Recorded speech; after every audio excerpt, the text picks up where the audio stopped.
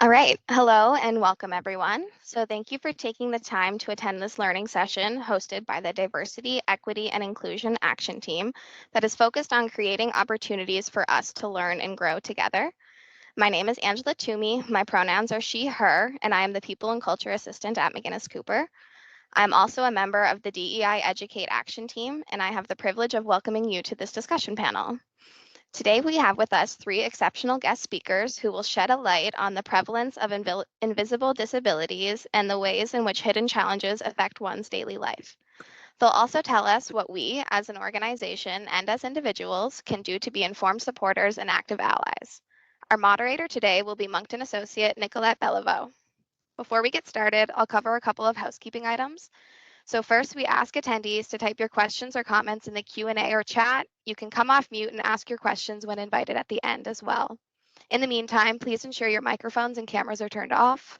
Finally, we've enabled closed captioning for the discussion, so if you wish to turn that on, click on the More button at the top of your screen. From the options that appear in the dropdown, look for the one that's about 2/3 of the way down that says Turn on Live Captions. So click on that and look for the captions to appear at the bottom of this window, and I will give you a moment to do that.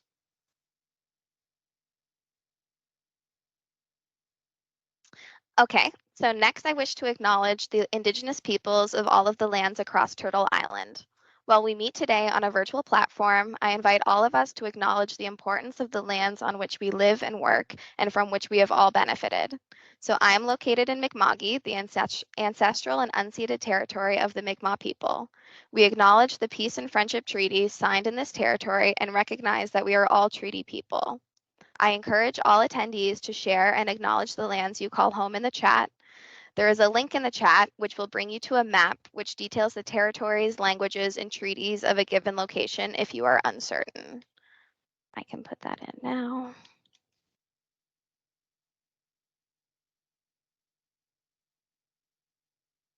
So we do this to reaffirm our commitment and responsibility to improve relationships between nations and to improve our own understanding of local Indigenous peoples and their cultures. From coast to coast to coast, we acknowledge the ancestral and unceded territory of all Inuit, Métis, and First Nations people who call this land home.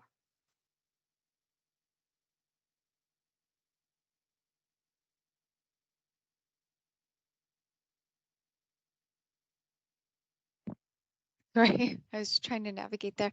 Thank you, Angela. My name is Andrea Hewitt. My pronouns are she, her, and I'm also a member of our DEI Educate team. Before we begin, I'll just take a moment to frame our discussion today. It's a conversation that we are facilitating in advance of the International Day for Persons with Disabilities, which is recognized annually on December 3rd. In general, the term disability is used to describe an ongoing physical, mental, or cognitive challenge, something that limits one or more senses or functions, such as seeing, hearing, walking, talking, learning, or working. This challenge could be a well-managed bump in life or chronic impairment that creates severe limitations. When we define disability, we must try to understand the subtle differences and challenges each person experiences in their daily lives. Globally, approximately 1 billion people live with disabilities. 80% are in developing countries. It's estimated that 46% of people aged 60 years and over are living with disabilities. 1 in every 5 women is likely to experience disability in her life, while 1 in every 10 children is a child with a disability. Persons with disabilities in the world are among the hardest hit by, well, I don't know whether I should say were or are among the hardest hit by COVID-19. We must also acknowledge that just because a person has a disability does not mean they are disabled. Many people with disabilities are still fully active in their work, their families, sports, and hobbies. In fact, oftentimes when we encounter people living with disabilities, we don't even know that they are managing challenges. Invisible or hidden disabilities is an umbrella term that captures a whole spectrum of unapparent challenges. It refers to symptoms such as debilitating pain, fatigue, dizziness, cognitive dysfunctions, brain injuries, learning differences, and mental health disorders, as well as hearing impairments and sight loss. These are not always obvious to the onlooker, but can sometimes or always limit daily activities, ranging from mild challenges to severe limitations, and vary from person to person. Hidden disability is an issue that's beginning to generate more attention and accommodation thanks to people like our panelists who've kindly joined us today. So I'll now turn it over to Haley McIsaac, who's going to introduce them.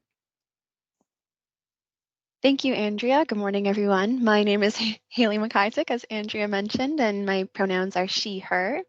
I'm also a member of our DEI Educate team, and I have the pleasure of introducing our speakers today. Leon, oh, Leon Mills has been the executive director of the Canadian Hard of Hearing Association in Newfoundland and Labrador since 1996 and was the chapter president in 1995 to 1996. He has a wide variety of career experience in various fields as a teacher and in community recreation. He has a master's degree in education specializing in educational leadership. In 2004, he earned the Certified Association Executive designation from the Canadian Society of Association Executives. He self-identifies as being hard of hearing, and he has worn 2 hearing aids since 1984. Jason Oldfeld was born in Miramichi and lived in Moncton in his early childhood before moving to Fredericton, where he has lived most of his life and where he attended his public schooling. He was diagnosed with autism in 1974, at a time when not much was known about the disorder. He received his translational credentials from Concordia University in 1995, and after doing some freelance translations while working in media monitoring from 1996 to 2005, he joined LexiTech as as a translator in 2007. LexiTech became Lionbridge in 2015, and Jason was involved in Toastmasters from 1996 to 2007, and he credits this organization for enhancing his public speaking skills. Jason is also a cancer survivor, having been diagnosed with leukemia in 2004, and has participated in the Survivor's Lap at Relay for Life on a few occasions. In his spare time, he likes to read, go for walks and swims, and play cards trivia games with his network of friends. I'm hopeful that Tova is able to join us, but I'll continue with her bio. Tova Sherman is a thought leader with over 25 years of expertise in the diversity and inclusion field. As the CEO of Reachability, she has grown a grassroots agency to an award-winning, nationally recognized model in best practices. She is a highly sought-after keynote speaker, expert consultant, trainer, and one of Canada's most recognized diversity and inclusion leaders.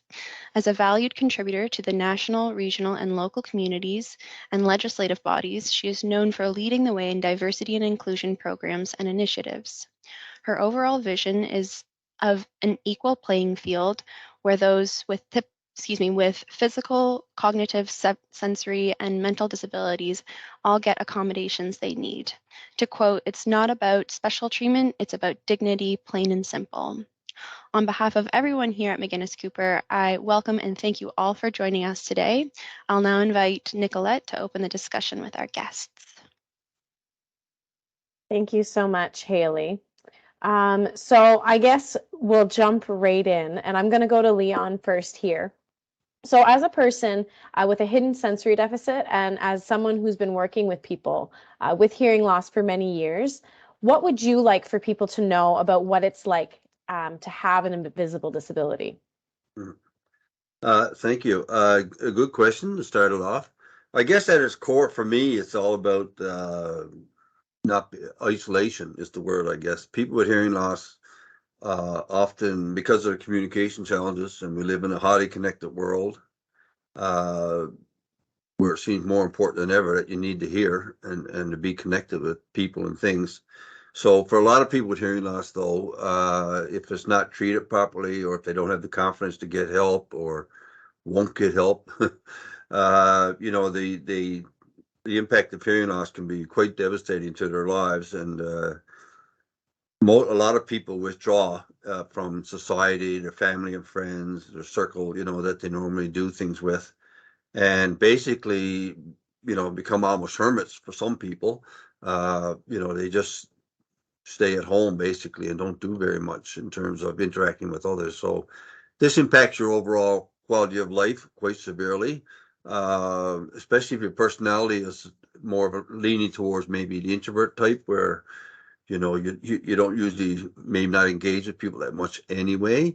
Me, I've always been an extrovert, so I've never let hearing loss really limit me as in that way. I've tried not to, uh, but despite my best efforts, it certainly has had challenges over the years, many challenges in different ways, and in your daily life. Sometimes it's funny. The impact is funny. Sometimes it's not. When you have to put up with crude remarks from people about your hearing loss and things like that. But sometimes it's dangerous. You could be in a hotel room and don't have your hearing aids on at night, then and the fire alarm goes, or there's a fire, which has happened to me on several occasions. You could be in danger of losing your life. So. But the biggest challenge for me as association executive, of course, running an association is, I had to connect with so many people, is the issue of, communicating and how to do that. Now, I will say, despite the challenges over the years, technology has advanced considerably, and the tools that are available now for people with hearing loss has improved considerably. So with digital hearing aids and iPhones and all those kinds of things, now with Bluetooth, the streaming comes direct to my hearing aids. So, it's a lot better nowadays in terms of being able to communicate with people. But anyway, at its core, for most people with hearing loss, it's all about the isolation and from where we're coming from, trying to help people live less isolated lives and be as connected as they can be with others. Right. And maybe just a kind of follow-up question on that. And you were saying with technology and everything kind of making it a little easier. How have you found the impact of COVID-19 and the shift towards virtual? We're using Teams Yeah, today. yeah. Have you found that has helped, or has it been an additional Yeah, barrier actually, as for a lot of well? people, hearing loss actually quite pleased. The impact of COVID, but not with the mask. If people wear a mask, it really Yes. muffles the face. So if you use the clear mask, which is with the plastic film, which we encourage people to use, it's much better. But by using Zoom, like platforms like this and other Zoom platforms like Zoom, it's helped bring people closer together. Like we have our board meetings now mostly via Zoom because it's just so much easier to connect, and plus you have this live captioning, which is such an awesome tool for people living with hearing loss, right? And we don't always use it all the time, but Hmm. it's there if you need to confirm something, you feel, or you might miss something. So in a lot of ways, and for us as an association, this has helped us in our work. We've switched a lot of our programs now to sort of clients is more virtual oriented and using Zoom and things like that as opposed to in person. So there's been benefits as well as negatives, but for the most part, for us, it's we see technology as a very positive thing. And like I said, for me as an individual and other people with hearing loss, it's certainly digital hearing aids and just iPhones and all these kinds of things. And there's just so many different things out there now that help us connect easily and do translation and all those kinds of stuff. So absolutely huge benefit in terms of what we couldn't do now, maybe as we couldn't do, say, even 5 years ago, for sure. Absolutely. Absolutely. I'm going to jump to you, Jason.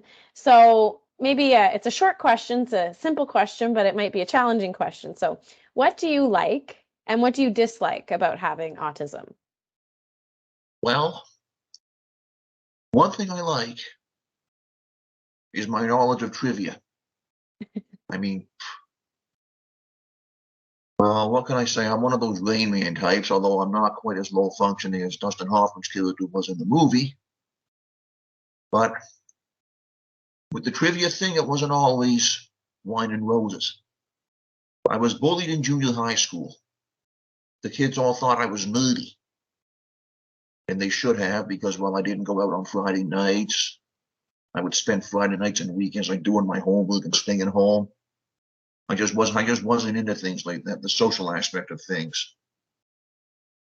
But since then, people have been amazed at my knowledge of trivia facts, and not only that, but my really good memory. My friends, my family, you name it. And in my social group, I mean, we have games nights on Wednesdays. Anytime we have a trivia game, they want me on the team. And the strange thing is, the last time we had a trivia night, I was not on the team that won. So it's one of those good things, though. Like that's pretty much the one thing that I like about having autism. As far as what I dislike, well, a lot of the symptoms, depression, anxiety, trouble selling myself. And I mean, that's a big problem with me. Like when I'm out looking for work, for example, like doing up a cover letter, let's say, and my performance during an interview. I mean, like employers can tell when they read the cover letter that someone has issues communicating, or maybe they wanted to send a message, but it was misconstrued. I also have trouble communicating appropriately in certain situations, like in frustrating situations when I need things done and they don't get done, and I have to call and call and call to get somebody to get them done, and they don't show up or they don't return my calls. Sometimes, as much as I hate to say it, I have a tendency to treat them, shall we say, with less than respect. Yeah, like I do like though, I might be getting off topic here, but I do like though, like when I walk into stores these days, places like Walmart, places like Home Depot, see those signs that say zero tolerance for disrespectful treatment of staff, other customers. You get the picture. And I think that's a good thing, because like with Christmas coming up, people might get upset that they can't find a certain toy, and they tell them that, well, if we order it, it's not going to get in time for Christmas. I mean, like, you get the picture. People just, they get frustrated, they get worked up, and they'll take their frustrations out on anybody who will listen. Another thing I don't like about it is verbal overload. And what that is when people pass information on to me, I'd rather than do it in writing. Because if they do it verbally, like over the phone, for example, my mind is delayed when it comes to processing it. So it just doesn't stay. Sometimes I think that my brain is like Teflon in those cases like that, and nothing sticks to it. So anyway, those are pretty much what I like and what I dislike about having autism. Having beaten the odds, I guess, would be another like. A lot of people thought that I wouldn't be able to drive a car, or that even that I wouldn't go to school when I was a child. So that's another thing I like about it too, like being able to prove people wrong. Yes, absolutely, Jason. And you kind of mentioned this, so I'll circle back to it. You were talking about, applying for jobs and the difficulty in selling yourself. So I guess in kind of the employment context, what has been your experience and as an employee, and how does your disability kind of influence the way that you work? As an employee, well, I'm not sure if I'm answering the question directly, but I'll do things like one summer, I worked mowing lawns, and I had a supervisor who was like really blunt, really to the point, just barked out orders. And when I needed help doing something, instead of giving me that help, he would do it for me. And that made me feel bad, and it made me kind of look stupid in front of my colleagues. I worked with about 2 or 3 other students back then, but that wasn't at all the case. Now, I got my translation credentials in 1995, as was mentioned in the introduction, and I couldn't find jobs in my field at first when I got out of college. So I settled for working in media monitoring for a while. I got some occasional freelance translations and even some in my employment method as part of it. Press releases, print clippings, things like that. But when I look back, I blame myself on that. Like, because of my autism, I developed this fear of rejection. And so for that reason, I probably didn't go out knocking on doors. I prefer to just do up my resume, do up my cover letter, mass mail them, and wait for the phone to ring. And as I look back, that's a regret that I have. I might have been a translator like for a lot longer than I have, but maybe I've worked for my current employer for 15 years now. So, but like at work though, everything goes well. Sometimes I have trouble focusing, concentrating, especially when I get interrupted like by an emergency job, because like my line of work revolves around deadlines. And if I'm in the middle of one and then I get an email saying something like, we need this translated like ASAP, sometimes I get a little bit worked up over that. But that's one advantage of working from home, because you do it in an office, people notice these things. And like I was in a position like that at one of my previous jobs. We had a big rush job and we were on a tight deadline. And I was actually working on a client site, and one of the managers there sent me a Skype message asking me if I was okay, because she noticed that I might have been hyperventilating or something. I told her that I was fine, that things were just like going at me a bit too fast. So all in all though, like if I'm left to do my job, then I can do it right. Like, I'm a good researcher. I pay strict attention to detail, maybe sometimes too strict. I pay strict attention. I'm very meticulous. So those are just some good things about me. And a lot of other people in my situation also have them. And those are real pluses. Like when human resources departments in any company in any industry are looking for good workers, they'll find them in us. I also sometimes have difficulty accepting feedback, accepting criticism, even when it's meant to be helpful, because sometimes I just think it's undue when people have to explain to me like why I was receiving it, just so I learn better. So that's pretty much it. I could go on, but we're running a little short on time. It's 11:26 now, so.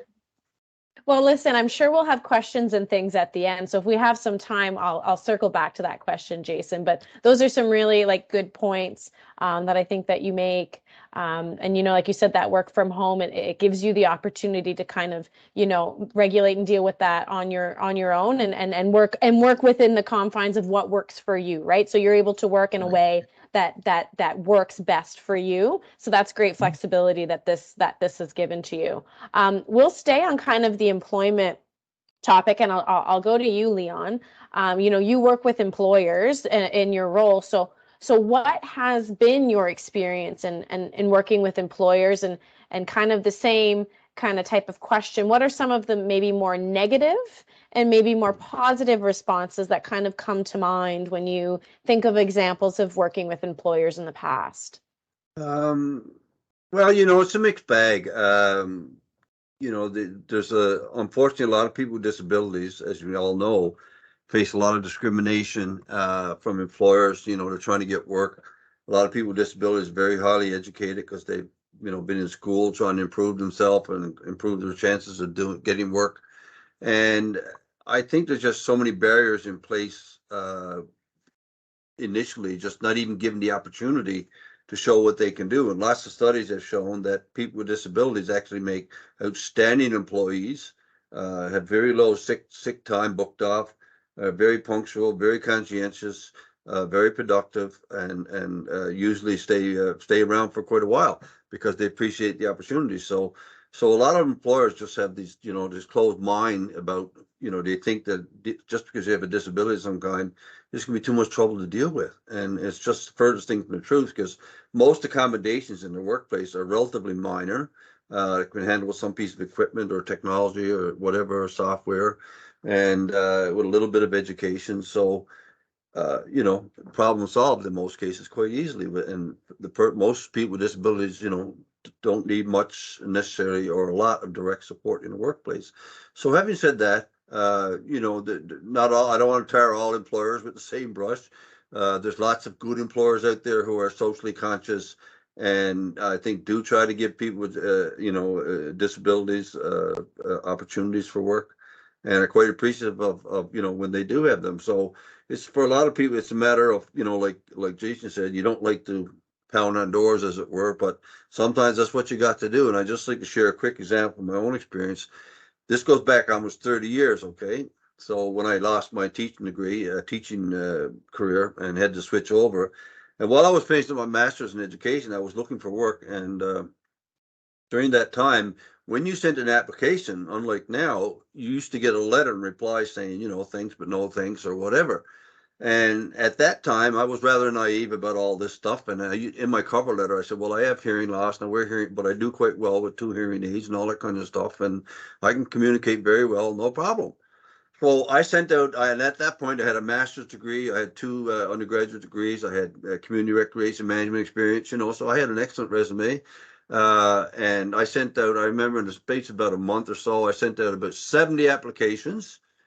I got 1 response, 1 letter saying thanks, but no thanks. The rest didn't even take the time to reply to me. So, you know, now my employment counselor, I told her what happened, and she said, let's try this. Your next cover letter that you'll send out, don't make any reference to your hearing loss at all. And let's see what happens. And if you get an interview and if the hearing loss issue comes up, well, then you can show them that you can communicate quite well. So guess what? The next week I sent out 5 resumes. I had 4 job interviews. So was I discriminated against? Of course I was. And this is quite a common occurrence. So this is where you got to sort of sometimes do it in person, you know, go knock on the doors and show them that you're there and you're interested and capable and all that kind of stuff. So like I said, not all employers are like that. You know, there's some got a closed mind, but that's always going to be the case, I guess. But there are also lots of employers who are willing to give you the opportunity, and especially now at the government level, which with particularly the federal government and you know, and our own provincial governments seem to be in more recent years more open to providing opportunities for people with disabilities. So, you know, I think that's where we're at with that. Right, and as you're saying, Leanna, over the years there has been a shift. So there is an improvement that we're seeing. So we are moving slowly, probably too slow, but at least we are, you know, we are moving in the right direction. Are we moving fast enough? Probably not, like you're saying, but at least there is movement. And go ahead, Leanne, if you were going to jump in there. No, Nicola, before you move on, I was just going to say, I want to share about something like Jason said about, you know, one thing you don't like about your disability. And for me, it's the fact that I can get quite loud. I don't mean to be because of my hearing loss. And I'm like that, tell you, is when I get excited, my voice tends to go up and I'm almost like shouting sometimes and I have no idea I'm doing it. But to those around me, I'm often mistaken for being aggressive, you know, and intimidating to people. And I don't like that at all. I mean, I don't want to be perceived that way. I feel awful when it happens. I try to be very conscious of it and limit my excitement, you know, and getting loud, but it still happens. And I can do, I apologize to people, but you know, it's often, if they don't know me, you know, people don't know me, it can often be mistaken for intimidating. You know, I can become across very intimidating because I'm fairly big and I have a deep voice and strong voice, apparently, I'm told. So I can come across that way, and that's not me at all in any way, shape, or form, you know. So I that's one of the things I really don't like about my hearing loss. But sometimes it's just, you know, unconscious response to a situation. Like I said, I get excited and my voice goes really high. So I feel bad about it. Right, and it comes back on us too. For example, if you were speaking with me and that was the impression I had, well, that's because I don't know. I don't know because, like you said, it's a hidden disability. I'm not aware of your hearing loss. So it's just kind of a sharing of information and education on both sides, so everyone can kind of understand each other, right? So that's a really really great point that you make. And people that know me, work with me, my family and friends, like they know this. So we've sort of worked out over the years. Like when my voice starts to go up, they just go, you know, like my hand, like the hand like that, like lower. You have a code. You have a code language code, yeah, now. like whoop, go back, you know, slow it down, lower it down a little bit. Yeah. Well, I just wanted to share that because I'm sure there's lots of everybody with a disability can share, you know, lots of stories about things they don't like about it, right? Yes, yes, absolutely. I'm going to go sure. back to you, Jason. So we're still going to go talk about like in the workplace. So you did mention it in your last answer, some of the benefits of employing people with hidden disabilities, especially in your case with autism. But what would you like for employers to know when they're engaging with employees that have neurological differences? Okay, well, once you hire them, once they start, they may have problems communicating, and they most likely will. They don't smile a lot. They might not say good morning when they come into work in the morning. They might be reluctant to attend office parties. For example, if the holidays just around the corner, it's that time of year when people are having holiday parties. You go into work the following Monday, and you might get things like, "Where were you the other night?" But like people with autism, they just don't like big gatherings. Like in a lot of cases, it's too much noise. It's too overwhelming on the senses. There could also be too many people in a small place. They might even be reluctant to attend meetings for something I mentioned sooner. They like to be focused, they like to be concentrating, and if they're called into a meeting, even if they know that it's been scheduled, if they know it's been scheduled, everything should be fine. But if it's just called, like if it's an emergency meeting, let's say, that just throws them off the game. Poor eye contact might be another thing, because poor eye contact could happen during the interview. And that usually will do an applicant with autism in during an interview.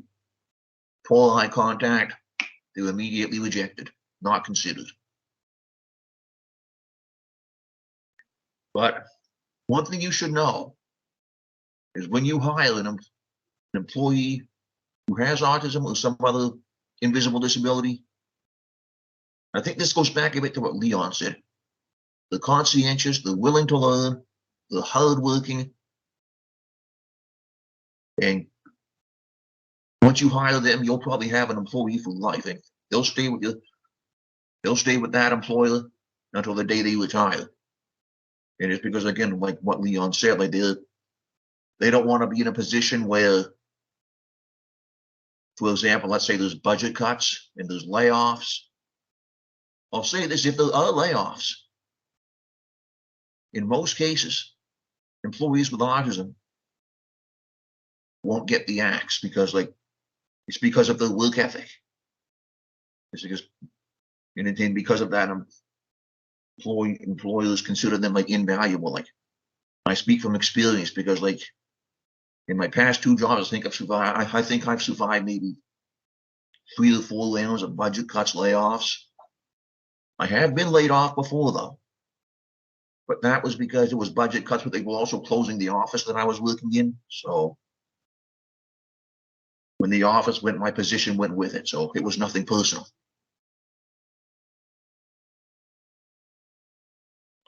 So all I can say to employers is, like,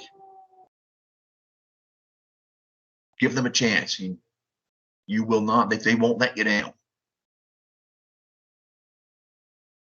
And they also won't spend their downtime updating their resumes with their cover letters because, like, once they find something, they'll want to stay with it. They don't want to have to, like, re-enter the job market again because that's just an uncomfortable experience for them. And there was one other thing that Leon said, and I can't remember what it was. But, I think I've said, like, all I say is give them a chance. Oh, now I remember, like, about the topic of disclosure. Right. I would suggest that people with invisible disabilities who apply for jobs don't disclose it If you want to disclose it, don't do it until you're hired. Because if you do it in the cover letter, that might give them excuse to reject you.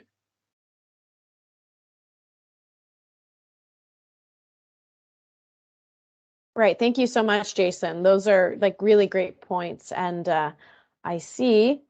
Tova's here. I saw Tova join for a moment. There she is. She is. I think you're on mute, Tova. She is. Yeah. She is. Yeah, you're on mute here.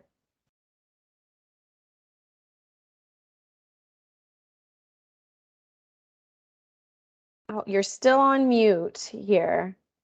Hi there, Tova Hi. sitting in the car. There you go. Oh, okay, there we go. Now we can hear you.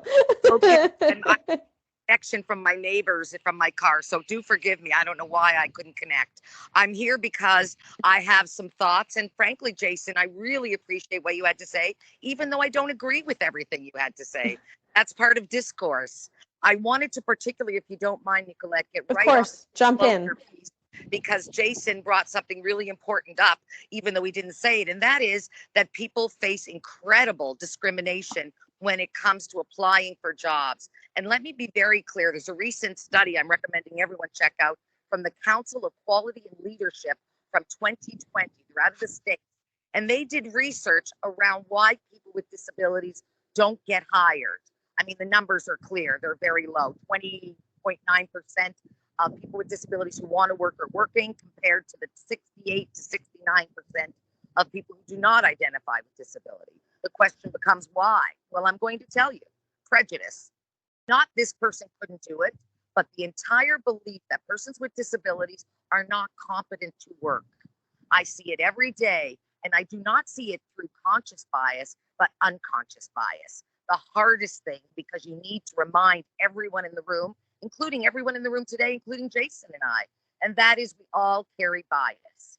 And until we address where we learned about disability and why we are so stigmatized by it, we won't remove the bias. And what I mean by bias is the actual thinking that disability and work doesn't even equate.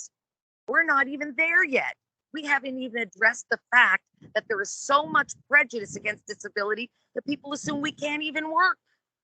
So how do we get to the point where people can even consider us as employment? Well, it took an incredible squeeze, because now it's a job seekers market. So now there's more interest than there might have been normally around disability inclusion. Should we jump on it? Absolutely. You know, Roosevelt, I believe, said it best when he said, we will never remove the stigma around disability, but it doesn't mean we don't keep trying. And the first thing we have to acknowledge is, where did we learn about disability? No one got Disability 101 in school. We learned about it in the schoolyard. We learned about it when our parents whispered. We learned about it when people drove around the block to avoid people. I mean, we are not a very advanced society when it comes to inclusion. And all this talk of inclusion, all the education, it's fantastic. I'm the first one to say, do it, learn. But without osmosis, I always say it takes education and osmosis. And what I mean by that is the education is clear. We're doing it today. We're having a great conversation. Jason is sharing some really real experiences that I hope will impact your thinking around the bias for persons with disabilities. But the fact remains, it's where we learned about it, and the fact that we've never removed that method. We've never removed that bias around disability. So we're all talking about it, wanting to be nice people. But let me be very frank with you. Most people in this province are avoiding it. They're not trying to be mean. They're not saying, oh, I won't interview Jason. They're avoiding Jason so they don't have to interview Jason. The fact is that about $50 billion a year in Canada every year is lost just to short and long-term leave for mental illness. Just that, short and long-term leave for mental illness, $50 billion a year. We spend far more money avoiding than we do engaging. And until from the top down, that means every partner at your firm has bought into the fact that we have bias, we get they need to be addressed, and we get from the top down, we need to let our team know that this isn't just an add-on. This is a core value of our firm, and we will never let it go. And have we looked at our core values and ensured that that's right in there and not on page 76, letter J, which is where I usually see the inclusion message. And the day of ads with we are the 8 font at the bottom, we are inclusive, those days are long over. Anyone still doing that is in another decade, because we are in a time now where 2 wins, as Covey used to talk about them, is clearly not enough. We need 3. If you are an inclusive team, promoting inclusion among your clientele, promoting inclusion among your community, then have you looked in the mirror and asked where you learned about disability? Every single person talking about it, and what it's doing in terms of the messaging, and how we're shifting the paradigm from what we would call a medical approach to disability, meaning we are broken and require fixing, kind of an issue, the social, or what I call human rights paradigm, which is where we say just like everybody else. In fact, I will tell you now, Nicolette, there isn't a person on this call today that has not had, will not have, or doesn't have right now a disability. So the idea that we are so cleverly in this unconscious bias world stigmatized about it is just disgraceful on a personal level, on a professional level. And the fact that we are more interested in being comfortable than inclusive is a huge problem. Let me give you a great example. My mother is nonverbal due to cancer. She talks like Chelsea, what's the guy, Stephen Hawking, with the and that was how she sounded. And people would constantly pretend they understood what she, yes, Shirley, I got it, I'll do that. And both women were in the 30s were named Shirley anyway. But she would then point and say, what did I say? I knew what that meant. It meant I was busted. I was more interested in being comfortable and not inconveniencing her than I was in actually knowing what she had to say. And here's how she explained it. Said Tova, when people pretend to understand what I have to say, it means they don't care what I have to say. And that, my dear, is my dignity, my basic dignity. I don't want to be politically correct. I don't have it in me. I'm too severely ADHD. But what I am is someone who believes in dignity, plain and simple. And if you maintain the dignity of every individual over your own personal level of comfort, oh, I don't want to ask how to pronounce their name again. That's too uncomfortable. I'd rather just replace them. Really? Well, you think I'm making that up. I know a law firm who did just that. The person who was his best summer student, he couldn't pronounce her name, so he told me he didn't hire her. I'm telling you, unconscious bias is the single largest barrier to inclusion of persons with disabilities in any workplace. And in Nova Scotia, when you add in our desire not to be uncomfortable and not to be awkward, all of a sudden, you care more about that than dignity? Really? I don't think so. We need to stop the train. We need to get off. We got to say all this learning is great, but until we have osmosis, meaning I am standing next to a person with disability, that's how I know it's not a big deal. I always say people with disabilities are different, not difficult, but that's not the messaging. That's not where everyone has learned about it. Think of the schoolyard. Think of families whispering. This is not where we should be learning about something that we're trying to integrate into our workplace. Know the prejudice exists and know that we all individually have work to do if we're serious about inclusion of persons with disabilities in our community. I had all that in me while I was trying to sign on, so I'm exploding now. Forgive me. That's it. Tova, you're a ahead, force Leah. of nature, my dear. Internet, I think I blew it or something. But more importantly, I want to acknowledge that we have always had a great relationship with your firm, and it have always been there on a level that I have not seen other firms really step up and say, how do we do this better? So first and foremost, I want to thank your entire firm, because I've seen that. I've seen that over and over again every time I've reached out. And whether it's Elizabeth or way back when I was working with Ben Turnford and Brad Proctor, I've always seen, oh gosh, I hope that's you. I've always seen a great, response. So I have to acknowledge it because I'm giving everyone so much crap. I might as well say something nice. But I say the fish stinks from the head.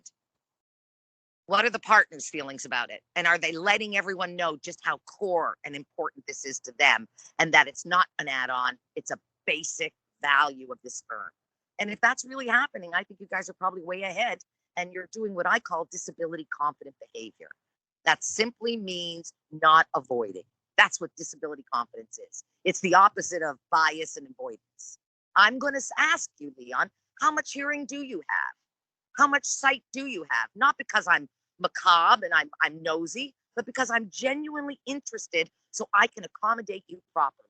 We're so afraid to ask someone about their disability, we'd rather not hire them. Well, thanks. Yeah.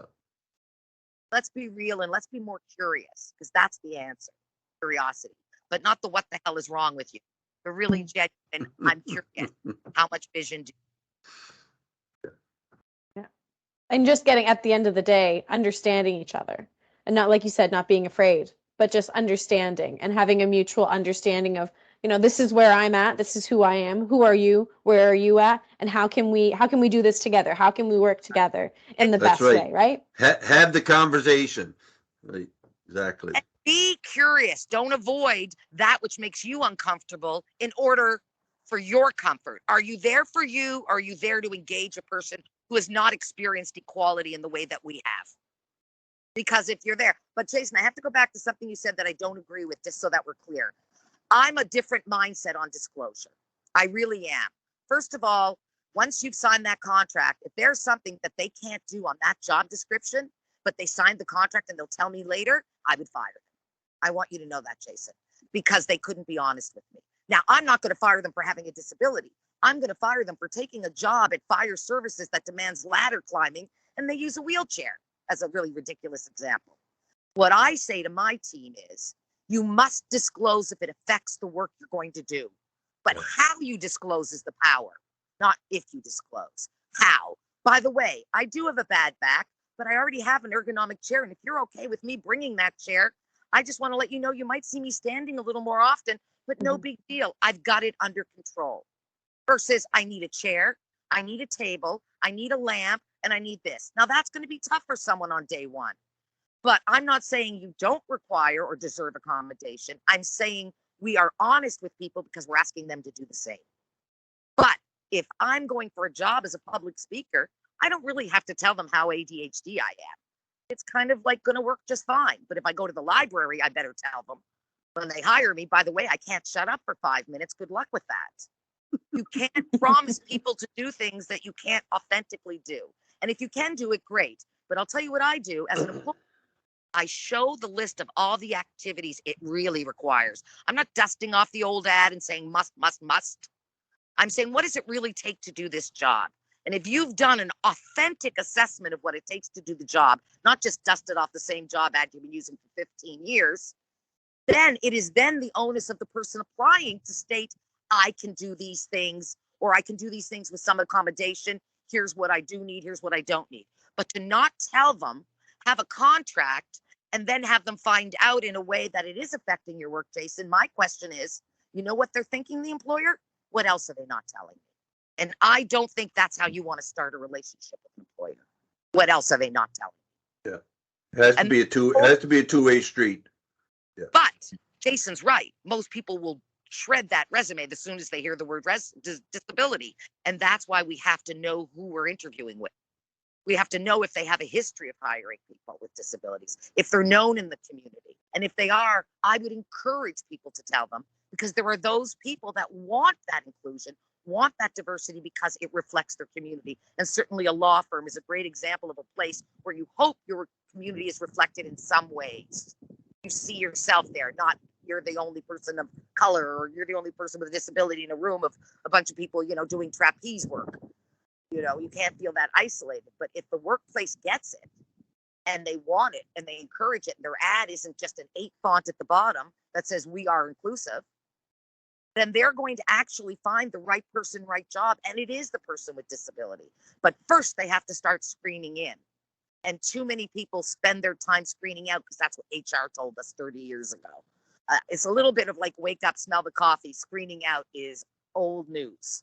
You can't afford to. And if you're serious and inclusive, that doesn't mean you look at 3,000 ads or applicants. You can't. But you don't start cutting them out because you see a year gap.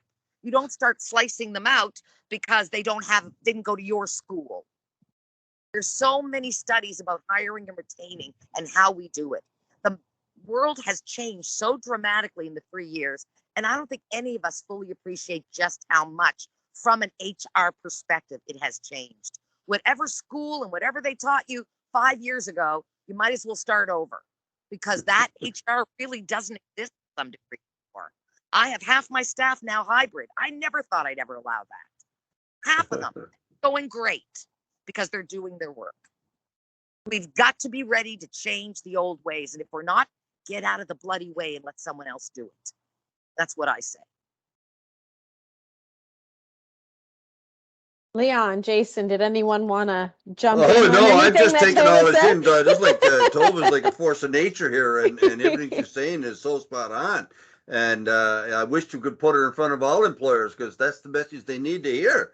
And well said, Tova. I mean, it's just absolutely everything you said is absolutely correct. And like you said, it's have the conversation, right?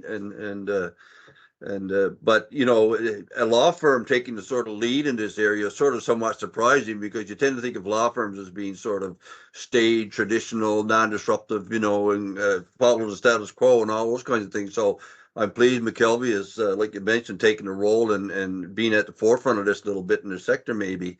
And certainly, so we need in all sectors. We need a champion, a trendsetter to set the tone and set the standard and say this is the way it is, and then that's slowly happening to some degree in some areas, but like I said, in a lot of ways it's not, and that whole unconscious bias thing you're talking about, I mean, is terrible. And so, like I said, well said, Tova, you're just an amazing voice and speaker. And so well done. Well, that's what I do for a living. Oh, Reachability doesn't okay. fundraise. We have no dinners. We have no golf tournaments. No one's getting invited. God bless you all. But I go out across and I provide keynote messaging around inclusion. I travel the country. I bring all that money home. And that way, between that and partnership, we're able to sustain the agency. Yeah. It's really a way to blaze a trail for an NGO. I don't have Yeah. to sit here and talk about the money every day, all day, all day. I just say, hey, we've got what we need. Let's just get in front of everybody. And what I'm asking from law firms is to put people like me, Leon and Jason, in front of people, not just in front of you. You get it. I'm tired of speaking to the converted. How about you get me in front of the less converted? And you become a conduit to offer this kind of opportunity as an added value to your clients because you know they don't get it and you know how important it is to create what is now known as a belonging workplace because the days of hierarchy, frankly, over. Good luck. Yeah. It's not. But that's it. But that's a challenge, though, is getting in front of those who need to hear the message. The same old story, right? And like we're the converted, like you said, but it's getting that message to those who need to hear it, and that's always a challenge. But again, it comes with time and education and people making themselves heard. People like yourself that getting their voices out there and adding to it and forcing the change, however slow. Well, I want to acknowledge the ACA and the Notebook Act have helped also because people understand they need to have some kind of report and follow up. And it has pushed a lot of folks into talking about it. I've done 14 gigs in the last 14 days. I've presented to different places and keynote around inclusion and what I call disability confidence, which is the ability to hire people with disability confidently. The ability to say, would you like to go bowling to the visually impaired guy? And he can say, I'm a great bowler, I'm a terrible bowler, but don't not invite him. It's those decisions we make, those tipping point decisions can be so powerful. We need to engage within our own space, and then we need to let people know that we're serious about it. Yeah, I love Tova. I love the term you use, disability confidence. I hadn't heard that before, and but when you voice it like you do, it certainly makes a lot of sense. And you're right. That's where we need to get to for sure. And it's really simple. I'll tell everyone here one step you could take right now to do it. Talk to someone you've never talked to before that's different than you. They didn't go to the same law school as you. They don't look like you. They're not your age. One person that you haven't really communicated with that's very different in your workspace, have a coffee. You're already moving out of your discomfort zone by realizing people are just stupid people, just like everybody else.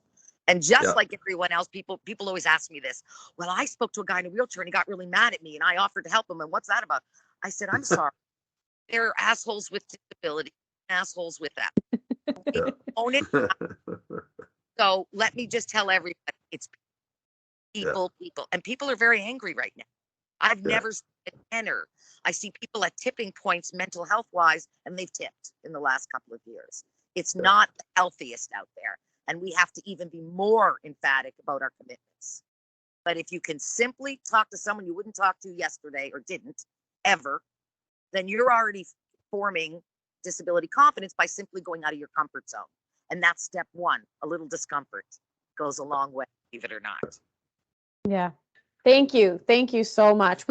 I'm sensitive to everyone's time. We've got 2 minutes left. So I'm going to pass it to Andrea quickly to wrap this up. But I know she'll do a thank you, but thank you, Tova, Leon, Jason. Thank you so much. I know I learned so much and my perspective is so different now in this short period of time now. So, and I hope everyone else feels the same way, but it just goes to show is, if we continue educating, having these conversations, learning, engaging, and not being afraid, as Tova said, and to get out of our comfort zone, how much we can learn and what a difference we can make. So thank you, but I will pass it to Andrea to do a brief wrap up here. Hi, thank you so much, Nicolette. Thank you to all of our speakers, Jason, Leon, and Tova. I really appreciate your time and your insight and your lived experience and all of the wisdom that you've shared today. You've definitely given us a lot to ponder going forward. And I'll say, we often talk about where we are in our DEI journey or our inclusion journey. And we often talk about creating that space of discomfort where we are actually looking at our biases and beginning to recognize our biases. And we're still very much in that place, Tova. And I think, your point about us being willing to sit in that place of discomfort is where we are.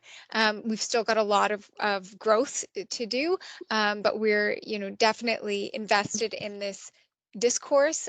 We do have our support from our leadership and many of our partners were on the call today. So we're just really grateful to have your insight to help us continue moving on that trajectory because it does matter to us. And we do recognize that we have people who have disabilities, whether they're visible or not. And so we do have an obligation to accommodate their needs. And so we want all of our people to know, if you need accommodation, please ask, because we will accommodate you. So I think that is one message that I really wanted to get across. And again, thank you all so much for your time. And quickly, I just want to say, anyone has a child, a family member, anyone they care about that's really struggling because of disability, I put my email right in the chat. You reach out to me and I promise you I will answer, because everyone knows someone who needs a hand. And that's what we're here to do. So true. Thank you, Tova. That's very kind of you. And we all have self-biases that we might be surprised to learn that we got, but a lot of people don't think they do, but everybody has self-biases to some degree, so. And it's very eye-opening actually to find out what they are. Yes. In fact, Leon, we have encouraged on several occasions for people to do the Harvard implicit bias tests, and they are very eye-opening. I think people. Thank you. I really enjoyed this. I appreciate your firm and you guys taking the lead and doing this, and best of luck as you continue doing this stuff going forward. And always willing to help. You want to reach out. So Marvelous. Thank you all so much. Have a wonderful International Day for Persons with Disabilities, and we'll continue to have the conversation going forward. okay. Good luck. Bye. See you later.